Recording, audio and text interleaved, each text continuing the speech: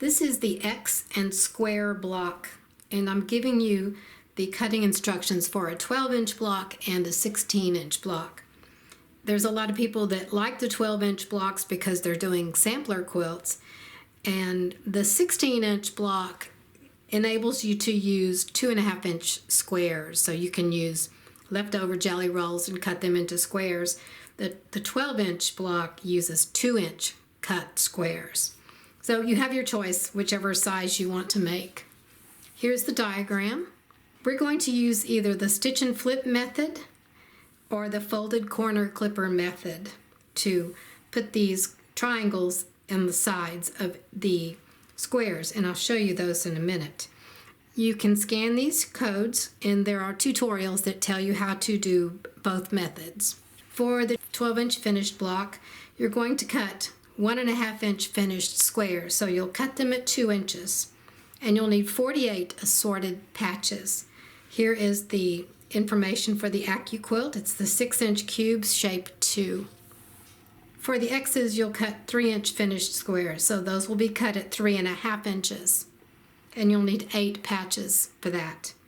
For the 16-inch finished, you'll cut 2.5-inch squares that finish at 2 inches. You'll need 48 assorted patches for that. For the AccuQuilt, you'll use the 8-inch cube, shape 2. Then finally, you'll need to cut 4.5-inch squares to get 4-inch finished squares, and you'll need 8 patches for that.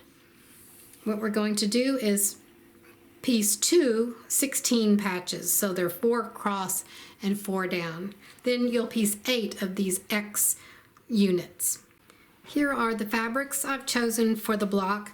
These were 2.5-inch and some scraps that I cut down to 2 inches because I'm doing the 12-inch block.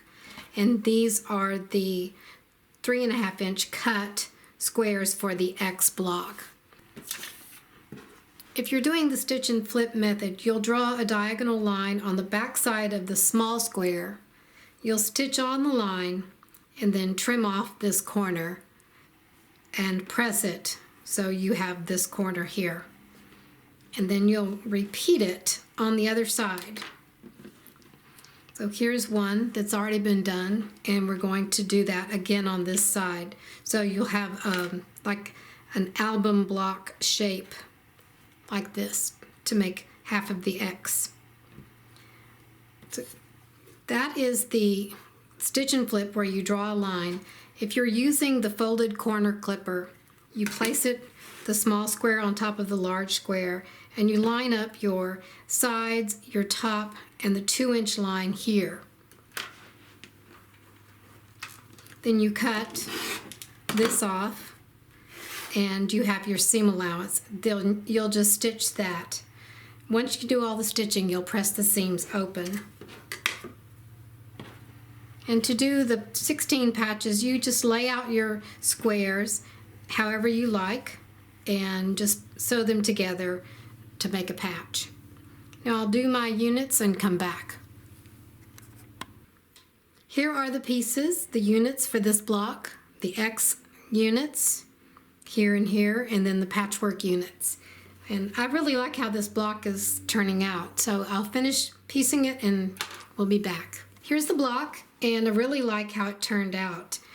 If you are going to make a lot of these blocks where the entire quilt is made from these blocks, you might consider for these patches here to do strip piecing. So you see there, it's a 4x4 grid. Strip piece 4 strips together, so like this. So 1, 2, and you would have them open. 3, 4. You would sew the entire width of fabric, sew all these together, press the seams, and then cut your segments off. If these were 2.5 inches, you'll cut 2.5-inch segments, and you'll get 16 of these segments out of each strip set. If you're doing the 12-inch block, these will be 2 inches. These strips will be 2 inches, and you'll cut your segments 2 inches. It should go a lot faster if you have the strips to do that.